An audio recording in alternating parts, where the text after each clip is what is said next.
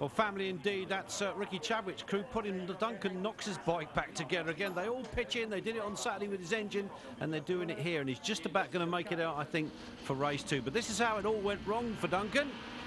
Just lost the bike. And, well, he's okay, a bit battered and bruised, but they've got that bike back together. So we've got 2 missing on the front row of the grid. Emmett O'Grady, number 40, and now Lance Carey.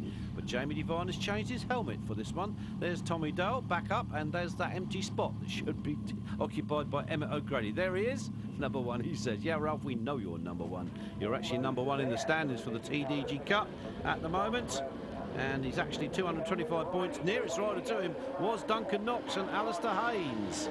Paul Hughes is there as well in 4th. But these are the Michelin Young Guns. And as you can see, race 2 has now got underway. And there are some spots of rain on the lens of our camera. And I can tell you, 1 or 2 riders were in a bit of a quandary. They couldn't decide whether to run normal tyres or whether to run full wets or what to do. And 1 or 2 have gone out with full sets of wets on their bike. Maybe that's a mistake. I think Alistair Hayes is one of them. Mr. Haynes has decided to trust in God and expects it to pour down with rain. The others are all basically, I think, on the same tyres as they used in race 1. That's the tyre that's got those small little nicks in them. They're not slicks, of course they're not allowed, but they've got those small nicks. Well, naturally, we've lost our onboard camera now with Lance Carey going out, so we aren't going to see much of the GP circuit. But never mind, the racing's still going to be just as good. Ricky Chadwick is there, and there he is, number 56, Alex Olsen, the winner of race 1. Away with this. Now, last time he was at Brands, he won both races, but I said he got penalised for a flag infringement in race 1 and was dropped down the order, but he made it right in race 2. This lad likes this track, knows it well. There's Steffi Wadlow in good company once again with Ralph Turco. These two are starting to get very friendly, you know. Just don't stay behind. That's it, Ralph, don't stay behind. You're safer in front of her, I think. But Steph won't give it up easily, I can tell you now. The flying floss, there she goes.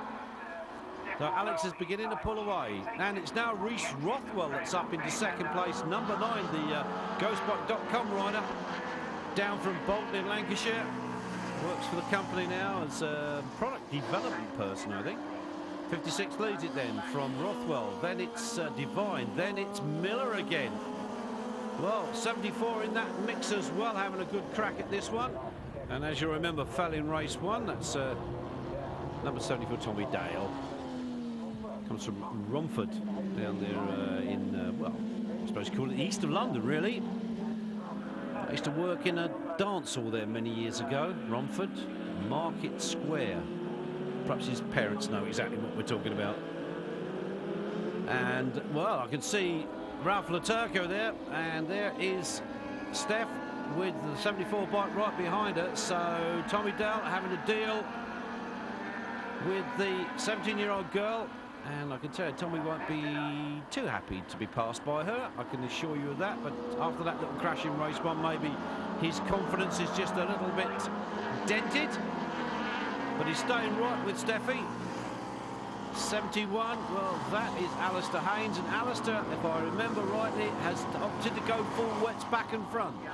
I think, Alistair, that was a big mistake, because it hasn't rained. It keeps trying to rain. We keep getting little spits of water coming down on us, but so far it's stayed off.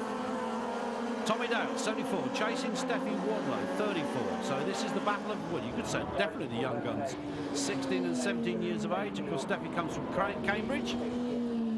She's a student.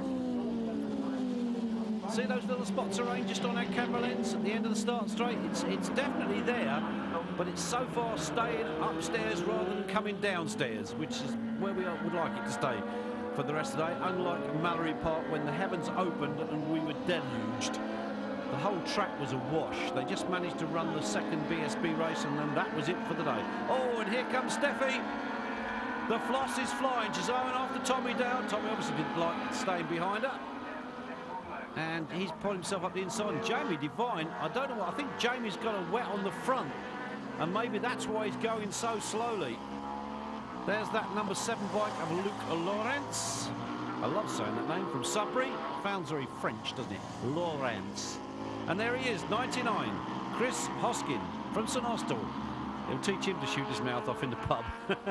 But he's enjoying himself, I have to say, and anybody out there is welcome to come and have a guest ride. You just need to contact Tony Scott for via the T3 website, the Triumph Triple Challenge website, and they can provide you with bike, tyres, fuel, everything you need. You just have to sort yourself out. You'll be a rookie if you've never ridden before, but if you are a rider that's raced a bit in the past, maybe this is a good series for you. Number 12 just went through that. It's James Johnson from Newmarket. James, again, another one of our guest riders, has not seen too much of it. There's Duncan Knox, 22. Well, Duncan got himself back on the track, courtesy of Ricky Chadwick's mechanics. They swarmed all over that bike during the interval and got it back out on the track, although he had to start from dead last. So Duncan, perhaps a little bit battered and unnerved from that crash in race 1, just picking his way around gently. Currently second in the standings. Oh, look at this. And Jamie Devine, well, this is something that Jamie is not used to, being swarmed all over by a pair of teenagers, and especially one of them being a girl. If you can have a look up the inside, Floss is going for the pass, and Jamie will not be too happy about that. Why he's got that white helmet on, I'm not sure. He normally rides with a pink helmet on. He didn't have a crash in race 1, so he's decided to change over. I think it's something to do with the fit. Here comes race leader. He's not having too many problems at all, is he? 56, Alex Olsen. He's got this one pretty well sewn up. And Miller up to second. Ben Miller, Reese Rothwell there in third. Then it's Ralph Laturco, and here they come again. Jamie Devine is not going to finish on the podium. The only time we see this happen is when he crashes, or as he did here nearly in the first outing at Brands Hatch, when he did that incredible save coming out of Clearways and went into the gravel trap. That was an incredible bit of riding from Jamie. But here he is, race leader. Well, he's got this pretty well sewn up. Doesn't really need to make... Oh, when I say that, commentator's curse, and down he goes. He lost the front coming round the top corner there, and, well, he's gone down, and that puts Miller in the lead. Unbelievable. Ben Miller from Royston in Hertfordshire. Well, he'll just be wondering what... It must be his day, and no, Olsen's going to pick it up again, get it going again, and perhaps will just tootle around and maybe pick up a few points. But Miller now with Rothwell in second. Reese must be thinking, this is my chance to whip myself on the top step of the podium. Miller has taken the best part of the season, but he knows he's got it. Miller's got it indeed. Checkered flag then for Miller. Rothwell's finished second.